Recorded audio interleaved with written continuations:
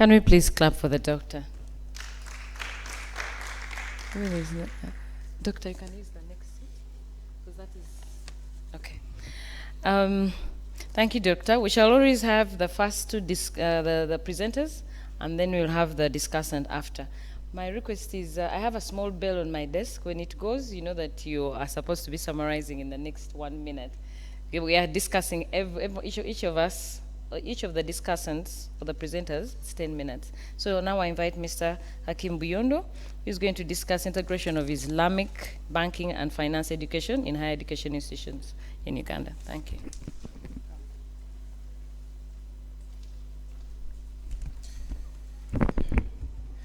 Good afternoon, everyone. My name is Hakim.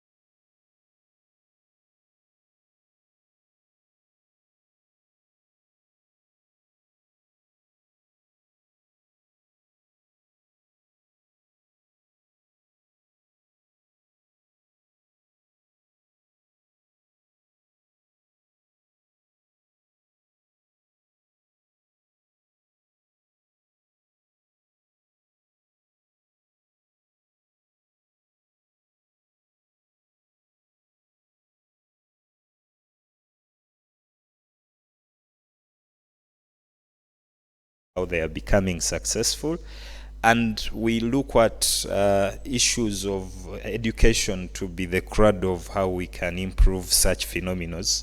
However, when we want to implement it, it must be carefully studied within our curriculums such that we have the human capital which is going to assist us to implement this. Next slide. And that now makes us get the statement of our problem.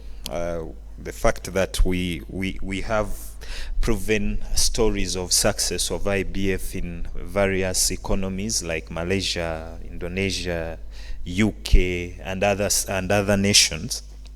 In Uganda, we are yet to streamline to have that human capital. I need to note that in Uganda we have even established an Islamic bank. It is called Salam Bank. But one of, I think, the headaches they are now having is which staff are they going to employ? And now higher education institutions, this is now where we need to tap. So now the problem is, do we have the human capital which is going to address this? And the answer is us now seeing how we integrate this phenomenon within our education systems. Next slide. And for that, my study prompted those two research questions. And the first question was how it can be integrated and what factors may affect its integration. And about the how, I went to the theoretical review, and I looked at the diffusion of innovation theory to be the theory to lead my study, which was by Robert in 1995. He said out 5 key elements. I'll pick 4 for the purpose of the study. He said that when you want to bring in a new phenomenon in a society, you need to focus on key aspects. One of the key aspects is the innovation itself. We want, when you hear Islamic banking, everyone is surprised what Islamic banking is all about. So it's an innovation per se. And what's an innovation? Just a new idea that is coming in. That's what Robert believes in his theory of diffusion, which I will call DOI. He then says that when you finish the innovation, communicate the innovation. And this is what NEMRA is doing, by the way. We are doing the communication. We are telling you how to handle it. Then after, make sure that the communication is in the right time. And that's what NEMRA has done. We are looking at the phenomenon which is new, communicating it through this research dissemination in the right time, where we are establishing salam banks, where the government has already passed the law, but there is no human capital which is going to implement the law. And I believe that if at all we first tap education institutions, we shall be doing it in the right time, such that you see MOOBs now having courses like Islamic banking and finance at bachelor's level. You see Islamic University in Uganda, which is actually, for it has begun. It has it up to PhD level, which I'm pursuing actually. So now that's the right time. And then that theory says that the last thing, if you want to implement something, involve stakeholders. And still that is what NEMRA is doing. We are disseminating such that policyholders can understand that. So that was my theoretical guidance. And next slide, please, in the literature review section. Then the other issue, next slide, of how can now higher education, how can IBF be integrated? I would advise, after reading through the literature by Akbar in 2023, Eriadani in 2011, and Kasri in 2010, they all focus on one thing, that if we want to integrate Islamic finance, let us have the Sharia experts, let us have the human capital. And now we don't need only experts in Quran and Sharia, we also now need the experts now in the normal management. How do we integrate the Quranic teachings? Because we have, as I was actually in my literature review, those of you will have a chance to see my paper. We have another issue. People are misconceiving this phenomenon to be a religious aspect. Islamic banking to be a religious aspect. If you read my paper, it's not about religion, it's a practice. That's why I began with the 2 slides, if you remember, how I showed you how UK is embracing it. So in Uganda, what we need to do now is to train the experts. And of course, now some of us who are gurus in strategic management at MOOBs, and then we come here to Islamic University now to get that knowledge. I think if we have more of us, we shall be creating a solution to this problem. Okay, people's perception. So now the way we should integrate it is by also, other than creating room for those experts, we need to bring the niche on board. Niche, National Council for Higher Education. Do they have experts? Do they have attention? Do they have the will to ensure that this is being facilitated? So we need to realize the importance of such institutions and government programs. How are they addressing the needs? How are they facilitating research? Actually, is niche somehow facilitating this integration? Because this should be niche's issue. They should be by now giving people like me now money to start helping them to understand this concept. Yes, I'm finished. No. I'm just saying that really my research was called. This is how Indonesia. You are seeing Indonesia being successful, Malaysia being successful. They have injected a lot of funds in research and human capital development. Next slide. The factors, and I'm coming to the conclusion of my presentation, the factors that influence Islamic banking from my studies. This is just a summary of it. More will be in my paper. Those of you will have a chance to read it. In conclusion, Jaffa underscores the pivotal role of human resource, which I've talked about. Olia gives the legal framework. We don't know whether in Uganda people passed the law in parliament, but I don't know whether they were aware of the implications. So, and lastly, the culture itself, whether the organization culture.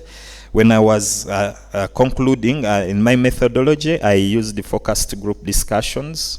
You know, when you are bringing in a new phenomenon, to me, I think the best way to solicit for information is to use focused group discussions and interviews, because that's where you will get that that information you need. So that's what I did, and I used, my study was qualitative in nature, and the findings reveal that the strategies government will use will include, among others, funding research and also doing internationalization of this education system. Can we copy from what the Malaysians are doing? Ugandans, do we have exchange programs where we are going to get Makerere University to send professors to Malaysia and Malaysian professors come here?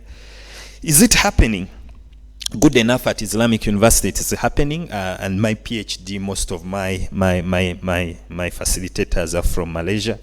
So can we have that? And that's what my finding was suggesting.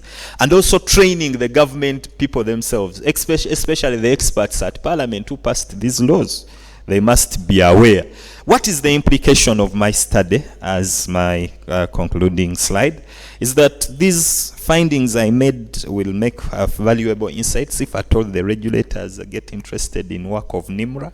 If at all they get interested, they will get to know what to do and how to do it, because it's a new phenomenon.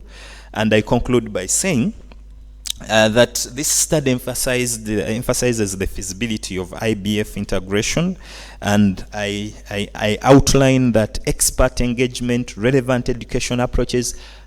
I saw that an education approach is also important in higher education institutions. How are we going to approach it? That you will read about my paper to give you the nitty-gritties of that. I thank you very much. I needed to be in time. That's why I had to summarize it that way. Thank you very much.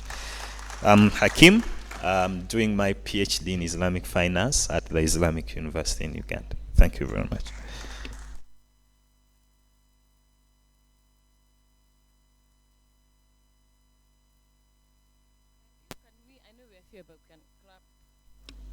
Hello? Can we clap for him? As I call Madame Barbara Kayondo, I need to mention that I studied in a Muslim girls' school. I'm a Christian, so I'm still wondering, can't I fit into that bank? Can't you train me when you're looking for people jobs? I know a little bit of Islam. So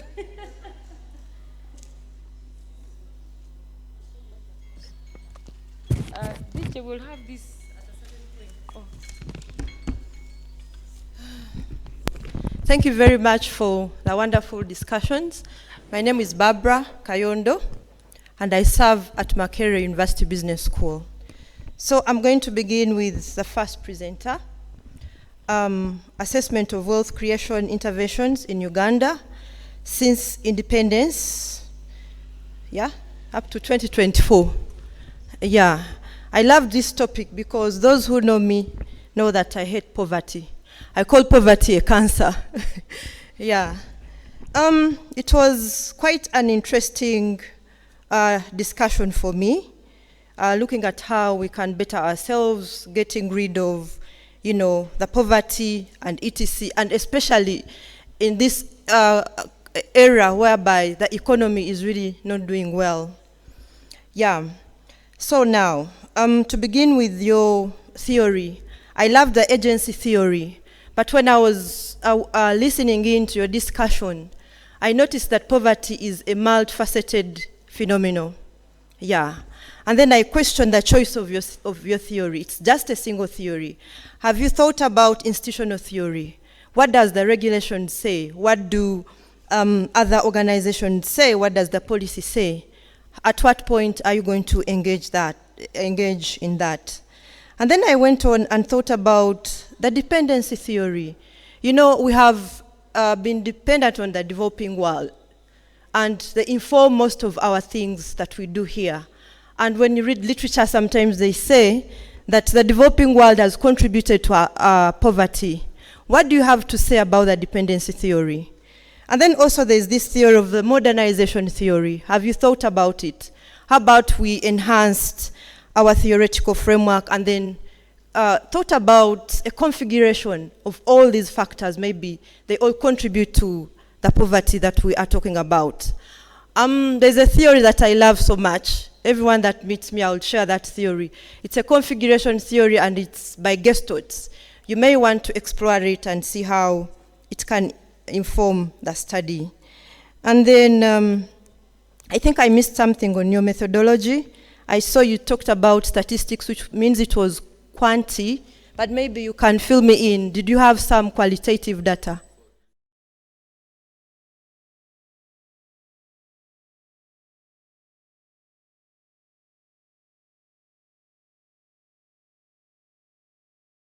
Investigate how they are aligned to our Vision 2040, to our SDGs.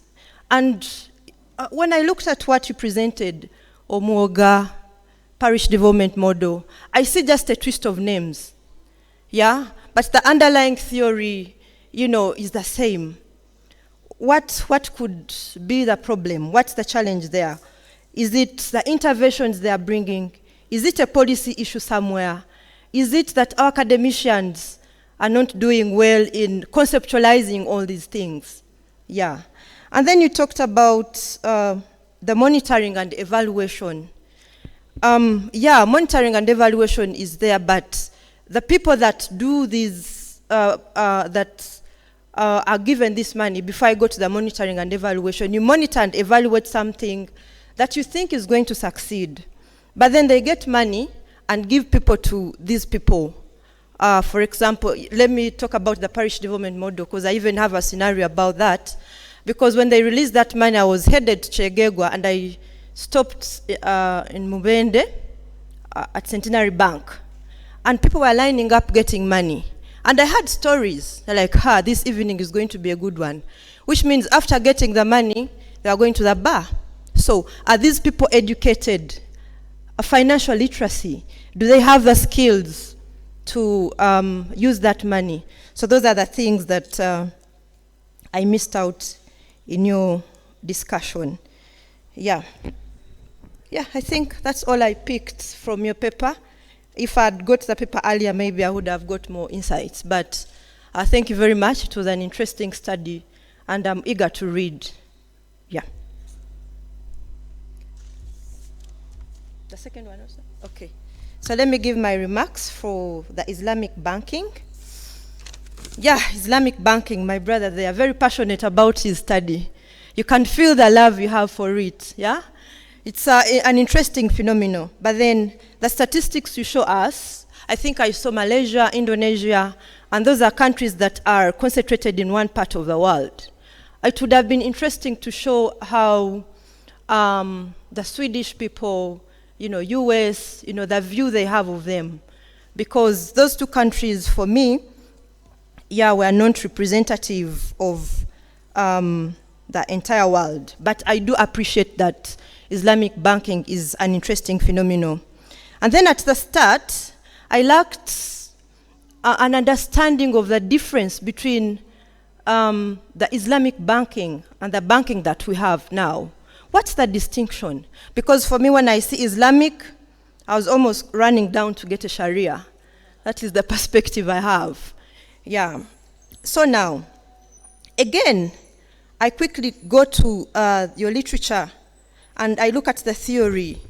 You looked at the diffusion of innovation theory. I think that is a theory that is commonly used in our area. For me, I'm from the information systems. It is something that we love in IS.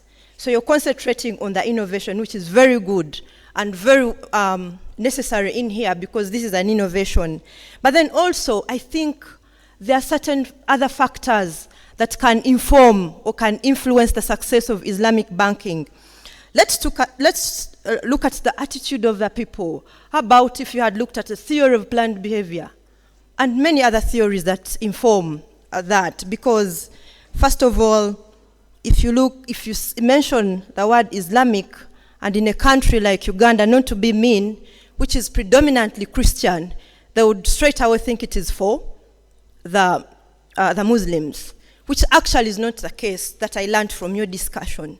Yeah, so how about the attitude of of people to inform your study?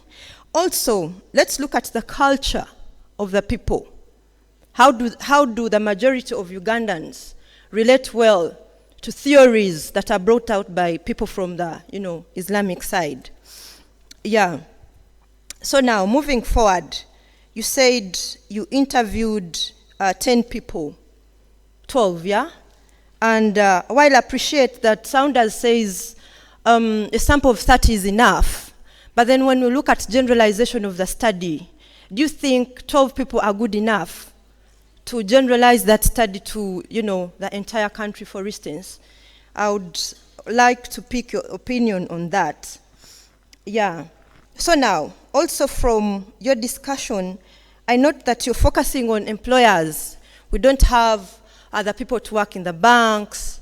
We want to go to the education sector to integrate it in the curriculum. But let's look at the Ugandan case. The richest people are found where? In Chikubu. Yeah, so if we have enough staff to work in the banks, but then the people to come and borrow the money are not there, what exactly are we solving? Yeah, while I'm not underestimating the potential of education to bring out change, but then we also have to make sure that we're involving all the stakeholders involved. These people that are not educated, the businessmen also have to be, filled in the game so that we achieve from it. Yeah, what else did I have to say? Just a minute.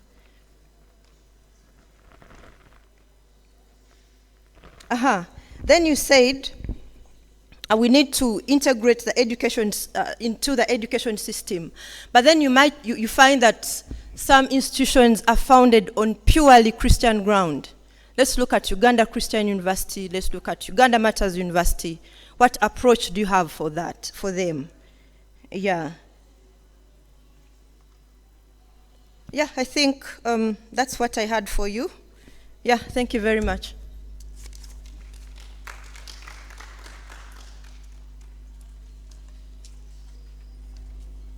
Can we please also clap for her? We had agreed that we're going to have everyone, the presenters, and then we'll have the questions at the end. So I'm hoping, Madam Ms. Kakudwa Naomi, if you're available. Is your presentation ready? She'll be presenting on audit committee and operational efficiency of member-owned SACCO in Uganda. And I'm looking out for my Dr. Proskovia Katumba. Is she around? The best part about being an MC is people listen to you. So I'm going to ask Madam Barbara to be a discussant for the next. She's not available. Would you mind? You don't. Thank you.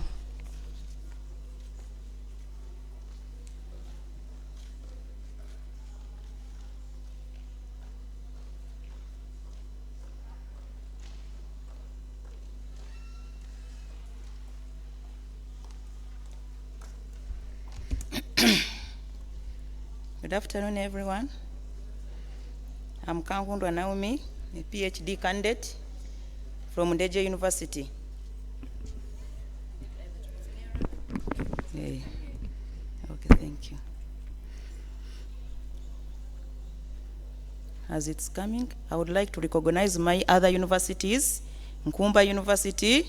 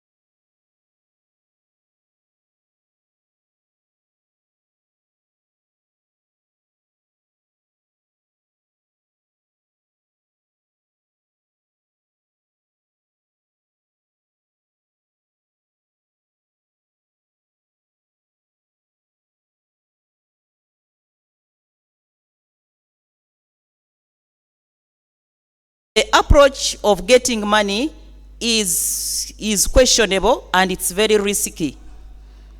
So you find that people are getting money for parish development model, but these circles are not even analyzing, are not assessing the people who are taking the monies. And the question is, how are these monies that they are taking going to sustain people's businesses or the communities? The circles have played a very key role in poverty eradication, as we have seen, and the government of Uganda insists that maybe these circles can help our communities. However, very many studies have come up and they have indicated poor corporate governance within these circles. These circles are lacking audit committee. They don't have clear board, and their committees are not, they don't know their responsibilities, and the attributes of these boards are not very clear. And you find out that most of the circles have died and they are no more. And the profiler indicates how out of 64 circles, 64 out of 453 circles have collapsed. And reason why these circles have collapsed, the reason is to do with poor governance and mismanagement of monies. You proceed.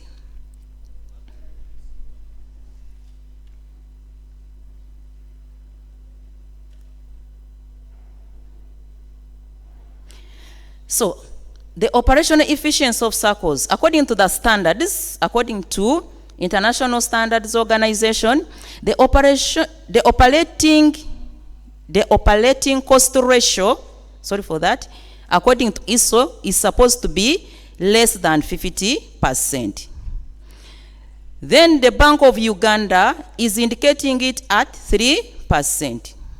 But on average, most of our circles, the performance, their operating ratio is 42.5%, which is very risky, implying that these circles are overspending. Then in terms of loan officer productivity, according to ISO, at least per month, a loans officer should be able to raise 1 to 2 million, and Bank of Uganda is looking at 1 million, but the performance of this circle, they are trying, that this is on average is 580, meaning that the sustainability of these circles will be questioned in future. So it's based from that a study has looked at audit committee responsibilities and attributes, which can play a very key role in improving accountability, openness, integrity, internal control, risk management, and financial reporting. And it can also play a very key responsibility in monitoring of these organizations. You proceed.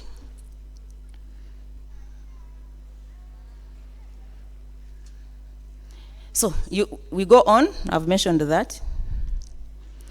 The methodology. The study used a descriptive and correlational cross-sectional survey design, because my study is looking at the effect and I wanted to see whether they are related. And the selected circles, I selected 4 performing circles in Ushenyi.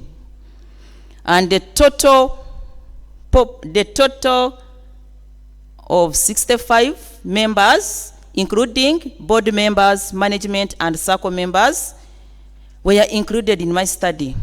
And the study used a simple random sampling and purposive sampling on key respondents.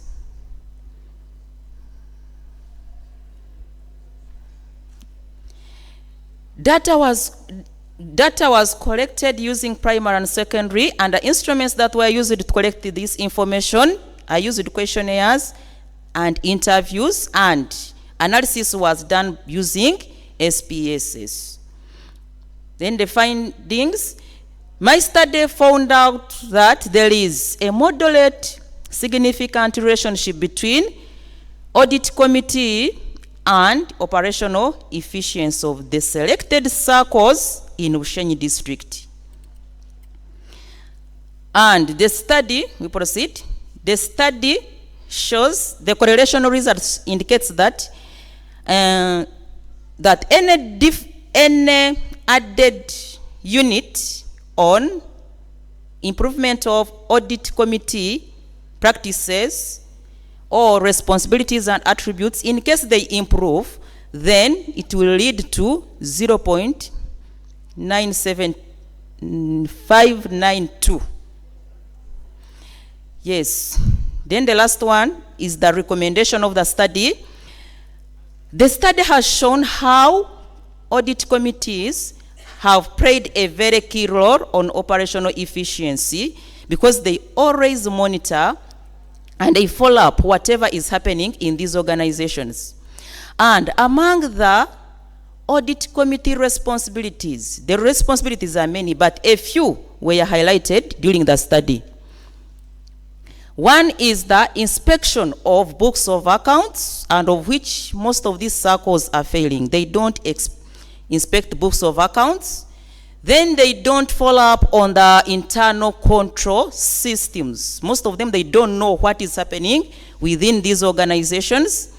Then an audit committee has at least helped to bridge a gap between the board and the management. Thank you very much for this presentation.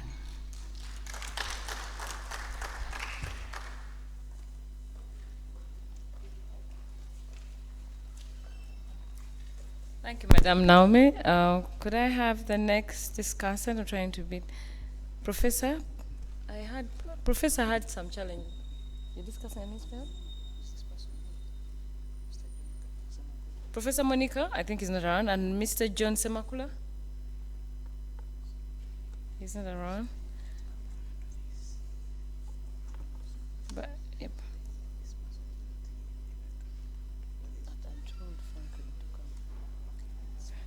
Barbara, you can come, because the two are not here.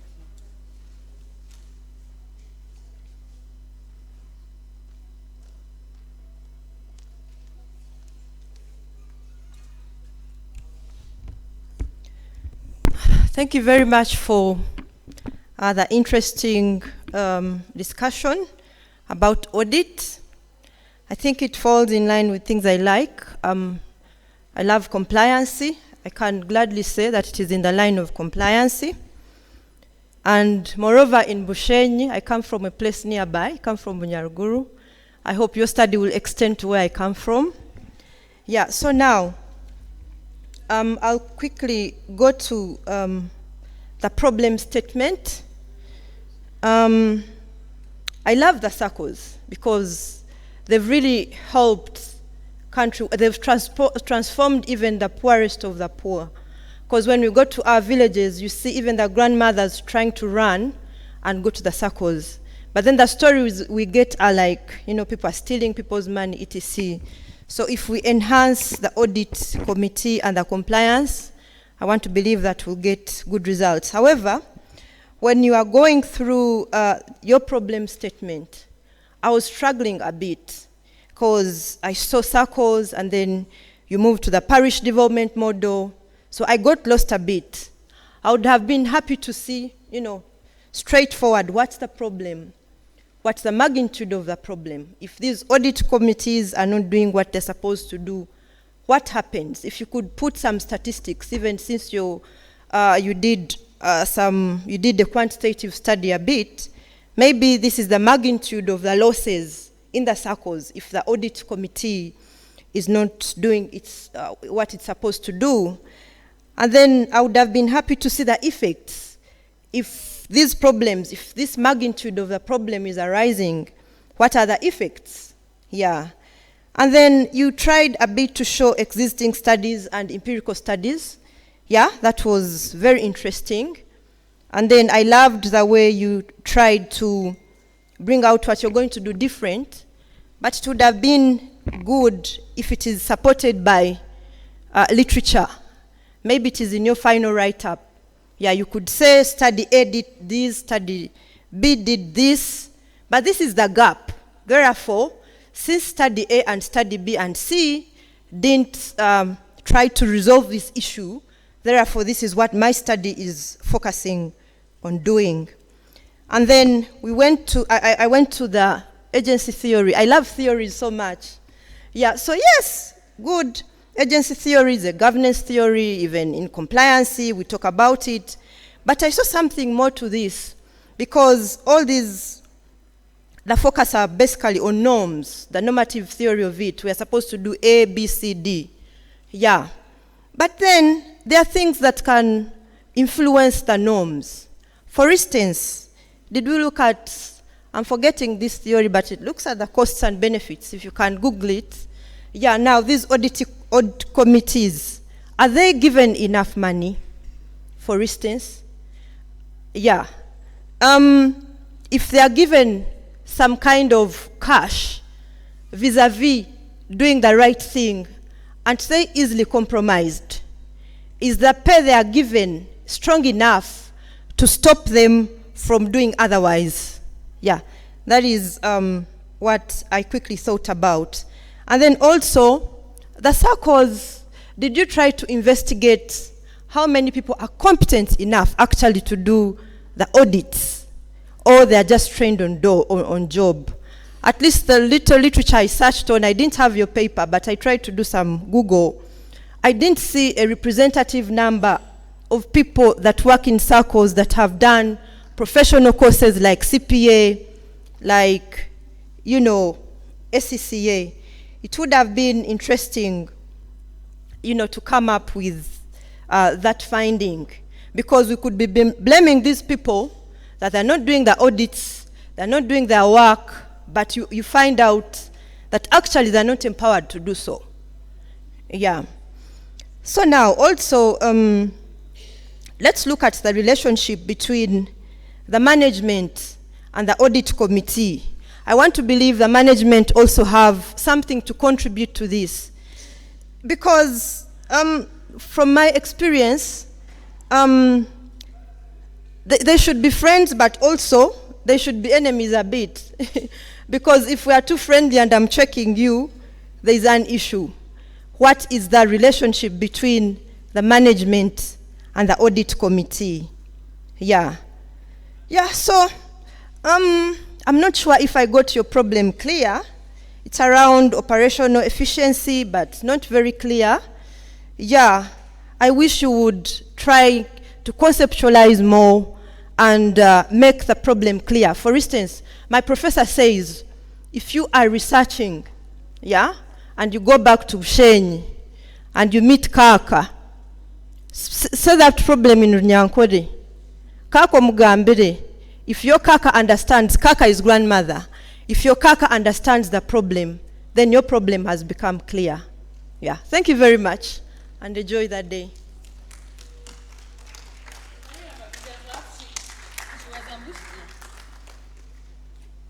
Barbara was ambushed, so she deserved the clapping for being ambushed and also doing the great work.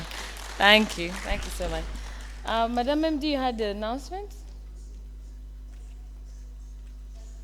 Okay. Could I find out if we have Mr. Dixon? You're available? Okay, you can come ahead. He's going to be discussing or presenting on parenting in the contemporary world and the emerging issues. Our discussant is supposed to be Dr. Ferdinand Mutawe. Is he around? Oh, okay. I apologize. I'm learning the people who are around. So. Sorry for a small interference. There are people who are still in the main room here, auditorium. The following people kindly join room 1, breakout session 1. Professor Adebayo, please join.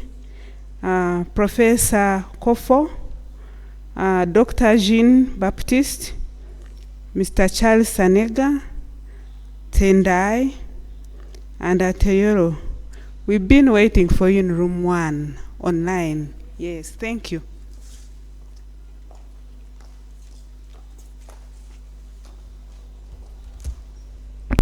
Yeah, good afternoon, ladies and gentlemen.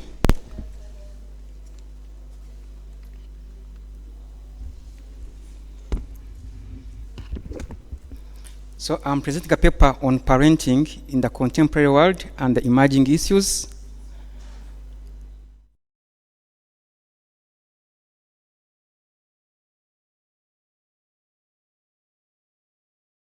Slide, sir. Okay, from the introduction, modern day parents are at the crossroads with parenting their children because there are so many conflicting issues that they are facing, which are both positive and negative.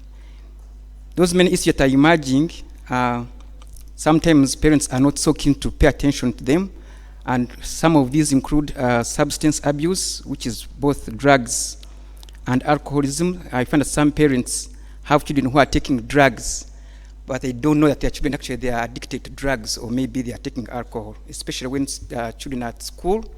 They are doing all sorts of things, but their parents are not aware of what is happening. And by the time they know, it has gone beyond their control. Actually, they get to know at the time of when their children are due for rehabilitation.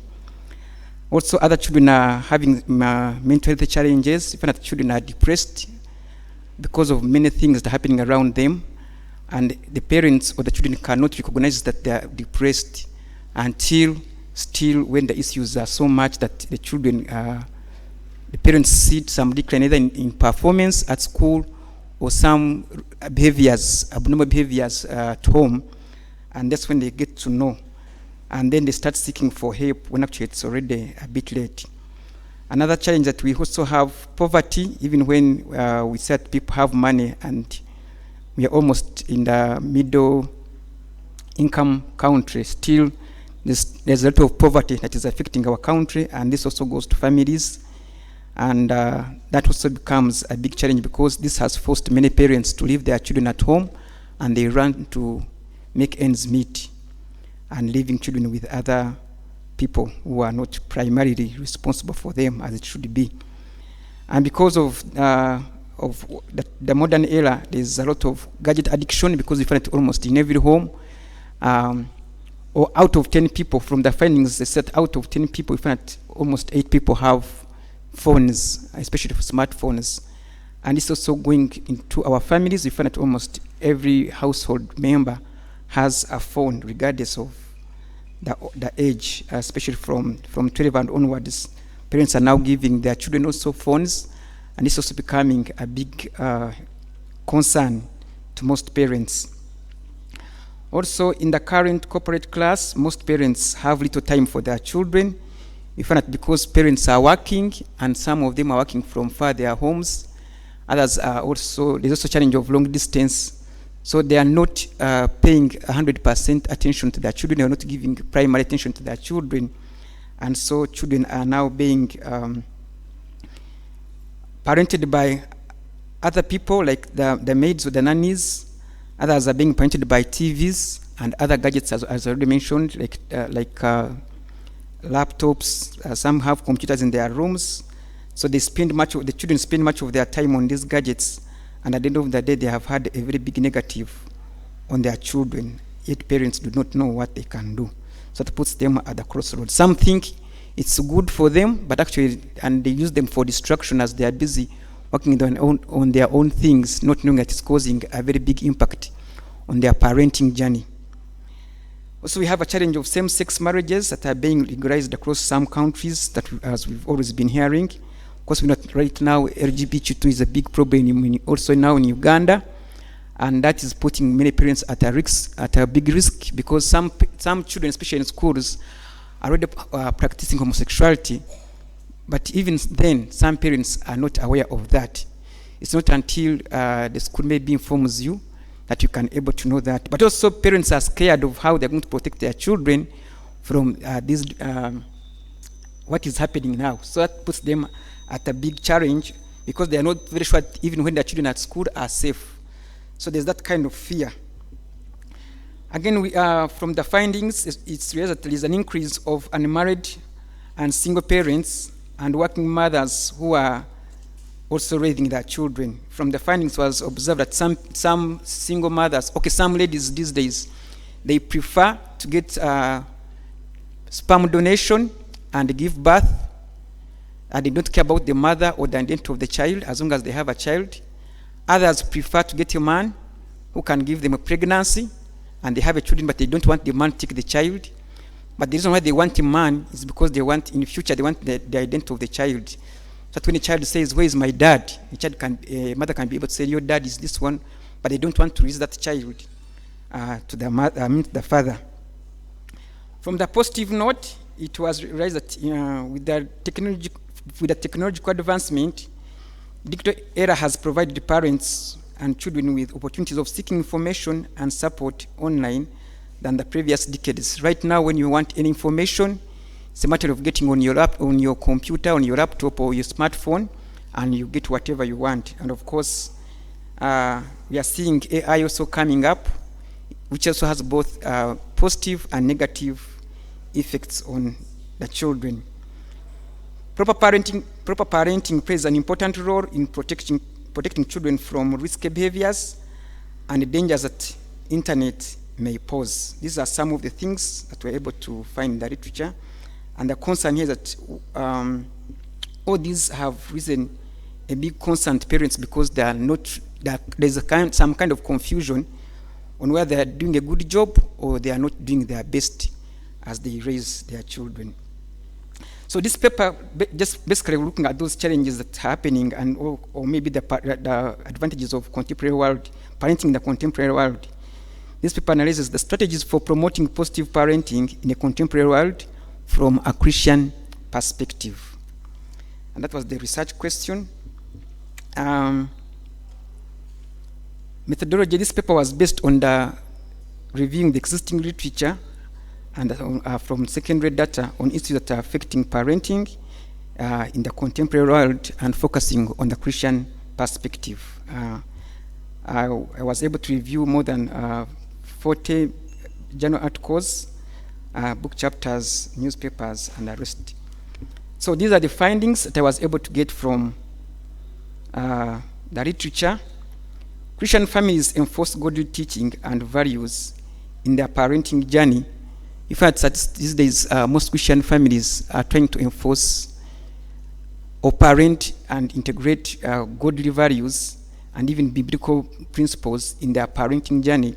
And because they are doing that, that has helped them to have children who grow with the fear of the Lord.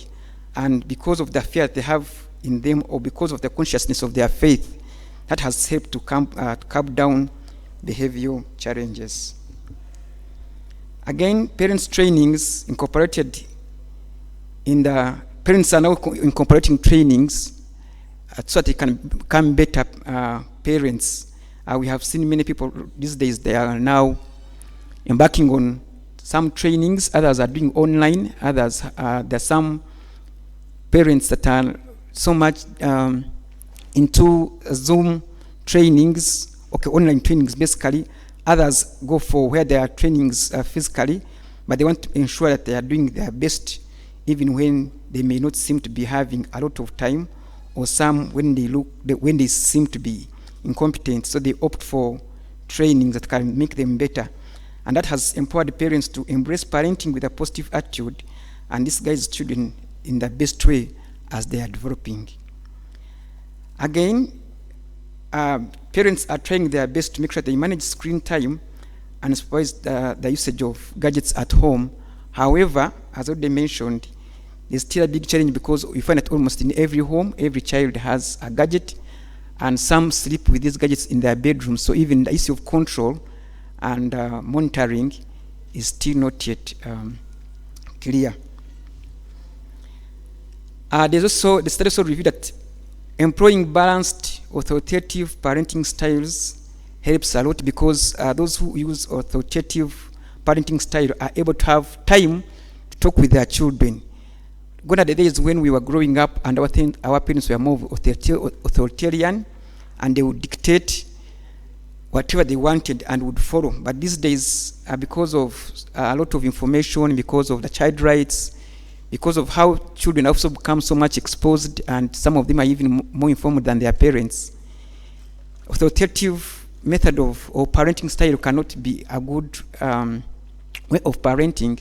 So it's better you as a parent to somehow sit with your child and you agree on certain issues.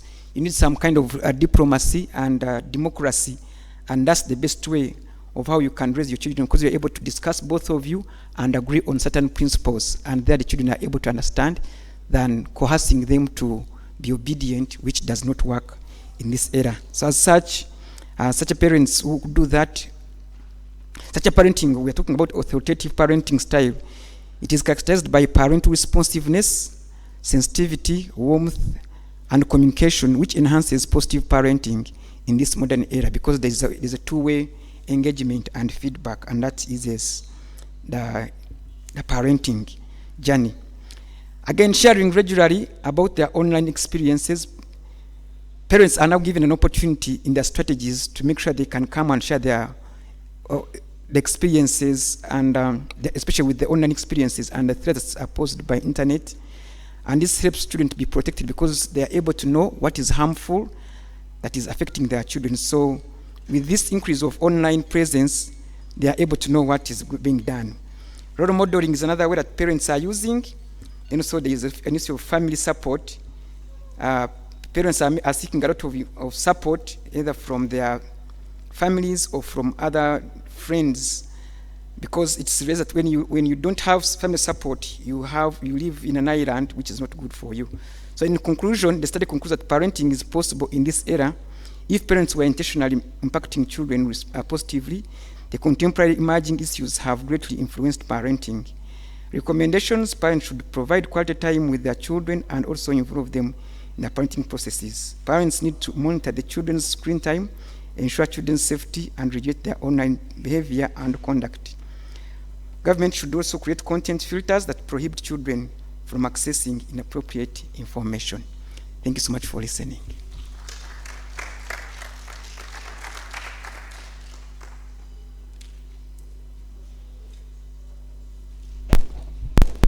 Thank you, Mr. Dixon. Could you just clap for him? I'm sure all of you have heard about your parents. I'm sure you're thinking hard on that. Can I invite Mr. Habib Maria Mungu? Is he around? You're welcome. He'll be discussing the philosophical positioning of post-war case studies. A confluent, my English. Depends where you grew and who grew you. You're welcome.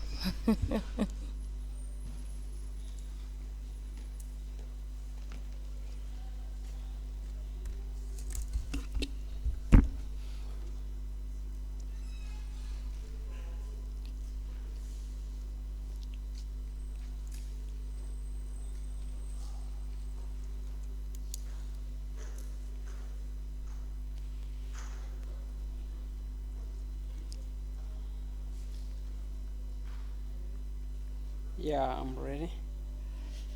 Yes, good afternoon. Some point of correction. My name is Malia Mungu, not Maria Mungu. Yeah, my topic is the philosophic positioning of post-war case studies, a confluence of positivist and constructivism. And you can go to the next slide. First of all, for those who have read the abstract,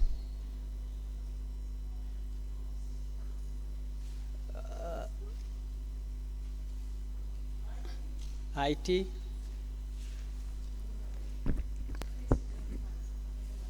Oh, I gave it. I said it. Oh.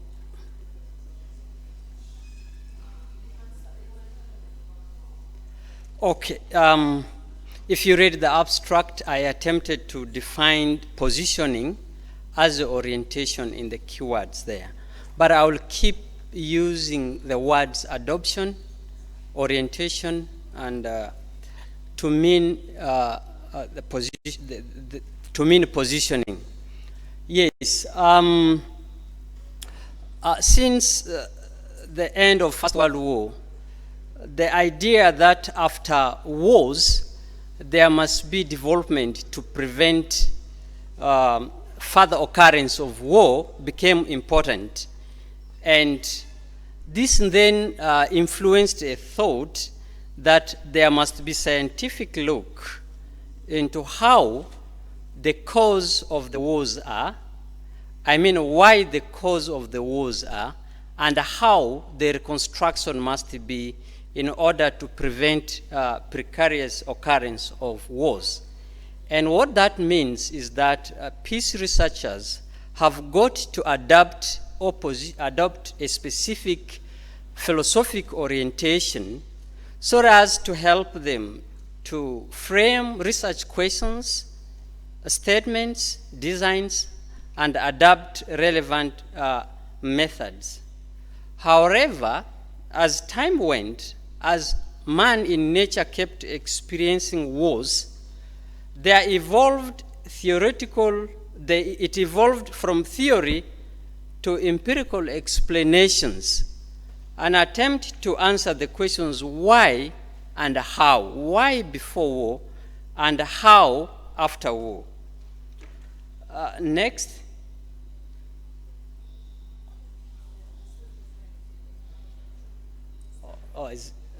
Can I continue? Yes, please. Thank you. So that means that war studies are more of case studies because wars occur in specific places at a given time. And as such, most of the studies related to causes of wars and post-war development require case studies. And therefore, what next? Would it be possible to go through the scientific approach, physical sciences, or we could adapt a sort of mixed methods? And that was a provocation of this study.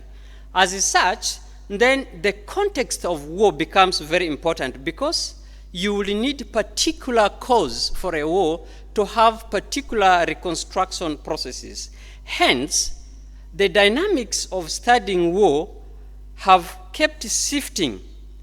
The case studies have shifted from biological studies, neurobiology, psychology, history, economics, and other disciplines. Therefore, the question the study asks is, can researchers effectively implement and apply positivist and constructivist philosophic orientation concurrently in undertaking a peace study? Now, this question then pursues an idea that there should be adoption of relevant paradigmatic orientations for peace study.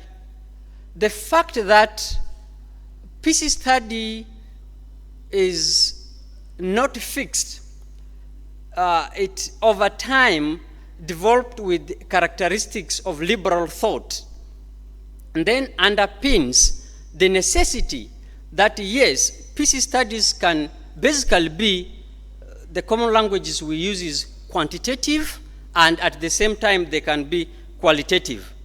However, the challenge is that there seems to be scanty and linear literature when we talk about adaptation of specific philosophic stand. Someone will say, okay, this is purely positivist, and therefore you begin to talk about Newtons, or you begin to talk about genetics.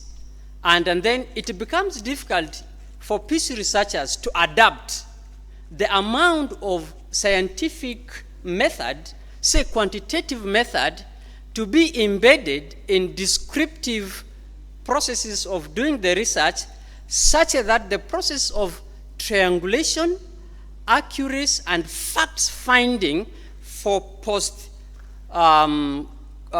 post-war development becomes important. In this case, then the interventions in post-war development become effective and therefore preventive in terms of cause of further occurrence of wars. But then, for a peace researcher to adapt an effective or to get into a better orientation, effective orientation to influence the methodology, design research questions, then the researcher has to understand the history of the specific philosophic orientation. In this case, it will help the researcher to internalize the perspective and the theories to apply so as to formulate the research question, the research design. In this case, I attempted to have a brief look into the origin of philosophy itself. Of course, all of us tend to look at Plato, Aristotle, Socrates, and what have you there, which is more special of a Greek and which is conservative, and that is the linearity of our stand when we are talking about philosophic stand, when we are undertaking studies. But my argument is that there could be a way in which a complete positivity approach can be mixed with constructive philosophic orientation. And actually, in the next discussion, it is what then gave birth to what we call positivism, which provides the link between positivism and constructivism. So that is very important. And this is because positivism originates from pure science orientation, which is apparently needed in peace research because you need statistical information. You need to predict. You need to do simulations. You need to do general description of individuals' political behaviors and conflict behaviors. And actually, this is what was applied during the Cuba crisis in 1960s, when U.S. was about to crash with Cuba. So I think I have given few meanings there. The positivist post-positivist emanates from positivism. Positivism is a spectrum of inquiry aligned with hypothetic deductive model of science that builds on verifying prior hypotheses and experience by operationalizing variables and measures. Okay? Yes. So, what then is positivism? Positivism means a research spectrum between positivism and interpretativism. Interpretativism is a reliance of a peace research on reflexivity, some people's experience. In simple terms, in peace study, this is what happens. In current peace study, this is what happens. In particular community, war takes place. And then peace researchers who want to know why and how. By the way, why and how goes with the philosophic orientations. You want to get experiment of what exactly happened, and then you want to get experience of what exactly happens. And both follow the patterns of scientific research. The idea is that at the end of the day, the research outcome must be able to influence the decision of developers or development partners, governments, to accurately intervene so as to prevent precarious occurrence of conflicts. Yes, that therefore means that post-war studies are context-based. And that's why I did mention that there are case studies. We had a crisis in Kasese. The other time we had crisis in northern Uganda. The other time we had crisis. So each situation, each community has its particular, issues that result to a war situation, and therefore they will need a particular intervention, and that's why they are contextual. Just like the way the positivists take it, it must be a case study undertaking a study of phenomenon. All right? So the idea is merge the phenomenon with the descriptive processes to identify the problem and accurately intervene in terms of reconstruction. Thank you, ma'am. Problem statement. Yeah, post-war studies, as I mentioned, are phenomenological. They require accurate choice of philosophic stand and research methods. However, there is limited literature reified to linear processes that are either positivists in particular or that are constructivists in particular. Therefore, the objective of this study is to examine the intersection between positivist and constructivism in post-war research studies. Literature. There are a number of scholars who have attempted to merge the two philosophic stands. However, their problem is the problem of linearity. Conservatively positivist or post-positivist, or conservatively constructivist. When we present these kind of things, our senior researchers stand up and say, this should have been descriptive. And another one will say, this should have been quantitative. Yet this is not the case on ground in post-war studies and in post-war reconstruction. So this study attempts to bridge the gap, to locate the processes, procedures that interlocate, and it is what in this study I have defined as confluence. All right? So methodology, I looked at 40 articles that are published and had the relevant of this, and then I selected 8. And in the 8 articles, this, I think I needed now to go to quickly. These are the studies. One was Lee's experiments on overdosing, and then another one was Richardson's empirical research on exploring mathematical equation for predicting when arms race will end. Then there is a study by David who looks at the correlation and the statistical data to systematically analyze when and how war can be ended. When you look at a few in the constructivism, I looked at one aspect that looked at a unit of analysis, which is very important when we are taking phenomenological studies. And then there's a study on perception and recidivism. Okay, recidivism is a process in which when one gets himself in violent crime, then it becomes habitual. Tomorrow he gets himself committing another crime. Someone studied this, and this typical piece study, but used statistical formulas to give analysis. Well, my findings indicated that there's paradigmatic confluence between positivism and constructivism. And the evidence shows that in most of the studies that I have selected, studies start with hypothetical deductive processes and ended up creating confirmation. This is how it works. When a study is scientific, physical sciences probably, in simple terms, it begins with hypothesis, all right?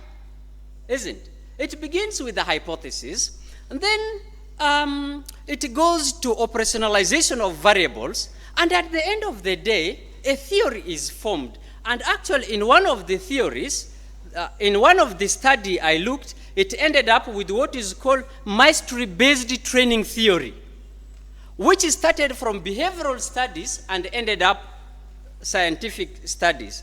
So, then one other example I picked of the studies was a study by Collier, 2023. He started with regression analysis of when war occurs in mineral-rich environments like Central Africa, Eastern Congo, and he ended up with a theory called greed grievances hypothesis. So you will realize that in post-war studies, a study starts purely scientific and quantitative, and at the end of the day, it ends up descriptive. Just 1 second. All right. Of course, the critique is that war environment is always a difficult environment, and it's difficult to access statistical data for researchers, and that makes it a little bit complex. And then the other thing is that war studies are done with research participants who have experience of violence, and sometimes they become so emotional, therefore the entire study can risk to be subjected to cognitive bias and emotional instability, and that therefore influences the facts that will come. A recommendation: the research issues of peace in developing countries or communities that face armed violence require interdisciplinary approach, and it is crucial that both natural sciences and behavioral sciences are applied.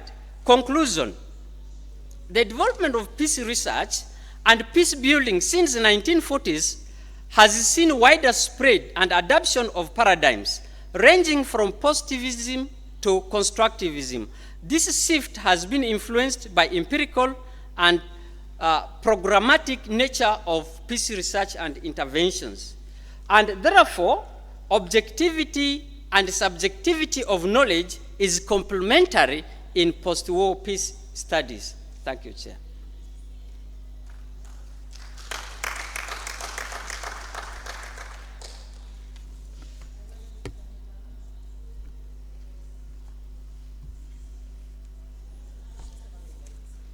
I can sit there.